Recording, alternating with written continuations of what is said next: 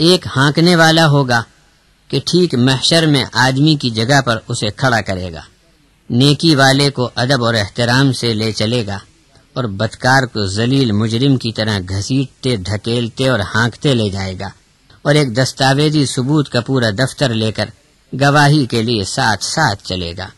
حساب کتاب کے انتظامی بندوبست میں یہ 2 فرشتے ہوئے۔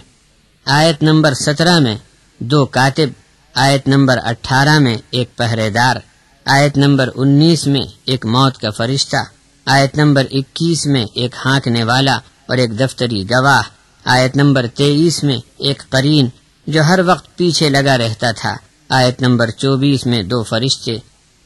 ایک پیشانیوں سمیت بال پکڑے گا، دوسرا دونوں ٹانگ پکڑے گا، جیسا کہ سورہ رحمان آیت 41 میں ہے۔ 2 جکڑنے باندھنے والے مقرر کیے کہ کسی طرح عذاب کم نہ ہونے پائے۔ ان حوالوں سے یہ بات سمجھنے میں کوئی دشواری نہیں رہی کہ اس کائنات کے بادشاہ نے اپنی رعایا کے ایک ایک فرد پر کتنے چوکی پہرے بٹھا رکھے ہیں۔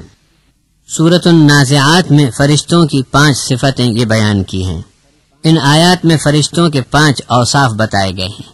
کافر کی جان نکالتے وقت ان کی روح بدن میں چھپتی پھرتی ہے، فرشتے اندر گھس کر ہر جگہ سے گھسیٹ کر باہر نکالتے ہیں۔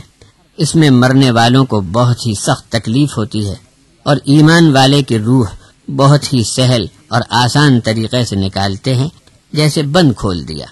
پھر ان روحوں کو لے کر فرشتے اوپر کی طرف اڑتے ہوئے ایسے جاتے ہیں جیسے ہوا میں پرندے پرسکون اڑتے ہیں۔ اللہ تبارک و تعالی کے حکم بجا لانے کو ایک سے دوسرا فرشتہ آگے بڑھ جانے میں دوڑ لگاتا ہے، اور اللہ کے ہر حکم کو اچھی طرح سمجھ کر اس کی منشا کے مطابق اس حکم کو نافذ کرتے ہیں۔ فرشتے مقرب بارگاہ الہی ہیں، مگر ان کا کیا حال ہوتا ہے؟ سورۃ السبا کی آیت 23 میں بیان فرمایا، وَلَا تَنفَعُ الشَّفَاعَةُ عِندَهُ إِلَّا لِمَنْ أَذِنَ لَهُ حَتَّى إِذَا فُزِّعَ عَنْ قُلُوبِهِمْ قَالُوا مَاذَا قَالَ رَبُّكُمْ قَالُوا الْحَقَّ وَهُوَ الْعَلِيُّ الْكَبِيرُ۔ حضرت مولانا طارق صاحب اس آیت کی تفسیر اس طرح فرماتے ہیں، اس آیت میں مقرب فرشتوں کا تذکرہ ہے کہ اعلیٰ مقام پر اللہ کا قرب ہونے کے باوجود ان کے دل کی کیفیت یہ ہوتی ہے کہ احکامات الہیہ کو سنتے ہی فقط آواز سے ان پر اتنی ہیبت طاری ہوتی ہے کہ دل مارے دہشت کے کانپ اٹھتے ہیں۔ جب قرار آتا ہے تو آپس میں تحقیق کر لیتے ہیں کہ حکم کا منشا اور مقصد ہم نے ٹھیک سمجھا یا نہیں، تو دوسرے فرشتے سے جواب مل جاتا ہے کہ ہاں ٹھیک سمجھا، پھر اس پر عمل کرتے ہیں اور اللہ کے اس حکم کو یا امر کو مخلوق پر جاری کر دیتے ہیں۔ اس آیت میں یہ بات صاف جھلکتی ہے کہ اللہ کے مقرب فرشتے بھی جلال ربانی کی صرف آواز سنتے ہی مارے دہشت کے کانپ جاتے ہیں۔ جب دل کو قرار آتا ہے تب آپس میں ہلچل شروع ہوتی ہے، ایک دوسرے سے پوچھ کر حکم کا اصل منشا معلوم کر لیتے ہیں تاکہ گھبراہٹ میں کسی حکم کے سننے سمجھنے میں کوئی کوتاہی نہ رہ جائے۔ ہر فرشتہ اپنے دوسرے ساتھی کے لیے حکم الہی کا منشا سمجھنے سمجھانے میں ایک دوسرے کی تسکین اور تعاون کرتا ہے۔ زیادہ تفصیل کے لیے دیکھ لیا جائے سورہ انبیاء 21 آیت 26 تا 29 اور سورہ 20 طٰہٰ آیت 109 اور 110۔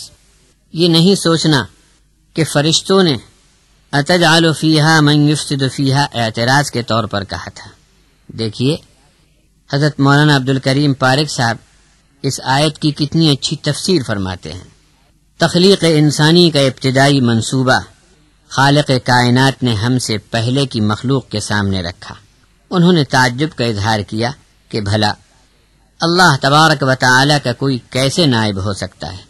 اگر ذرا بھی خلافت میں منمانی کی تو زمین کے نظام میں بڑی خرابی اور خون خچر ہوگا۔ رہا یہ کہ انتظام مقصود نہ ہو، صرف حمد و تقدیس ہی مقصود ہو تو ہم برابر یہ سب انجام دے رہے ہیں۔ نیاز مندی اور جوش اور جانثاری کے لیے ہماری پوری جماعت موجود ہے۔ کوئی نئے اور مستقل عملے کو یہ ذمہ داری ہرگز نہ دی جائے کہ بعض کو آپ کی مرضی پر چلنے کا تحمل نہ ہو اور زمین کے بندوبست کو بگاڑ ڈالے تو حضرت والا کی خفگی کا باعث ہوگا۔ پھر اب تک کسی کام میں ہم غلاموں نے کوئی عذر اور کاہلی نہیں کی ہے، کسی نئی خدمت کے لیے بھی ہم پر نظر عنایت ہوئی تو ہمیں کوئی عذر و انکار نہ ہوگا۔